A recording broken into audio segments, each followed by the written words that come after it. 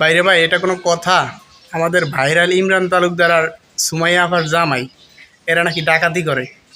এই জন্যই তো বলি যে এরা এত টাকা পায় কই, ঠিক না? এরা সমাজে সোশ্যাল মিডিয়ায় এইসব ভালোর বেশ ধরে, আর এসব চুরি ডাকাতি করে করে শুধু সোশ্যাল মিডিয়া বলে আমি 20 লাখ কামাই, আমি 30 লাখ কামাই, ঠিক আছে? মূলত ওরা চুরি ডাকাতি করেই চলে, ঠিক আছে? ভিডিওটা একটু বেশি বেশি শেয়ার করে দিবেন।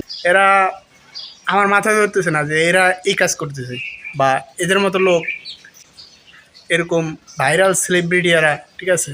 এরা এরকম কাজ করে। এই যে ডাকাতি করতে যা ধরা পড়লো, এটা কোনো মানুষের ভিতরে পড়ে? দেশের এই দুর্দিনে এরা এরকম অবস্থা করতেছে, এদের বিচার কি হবে? এদেরকে তো এই জায়গায় পাড়ায় মাইরা ফেলানো উচিত। আপনারা কি বলেন? একবার চিন্তা করতে পারেন, এদের এই মাসুম চেহারা দেখা মনে হয় কতটা নিষ্পাপ। চিন্তা করছেন?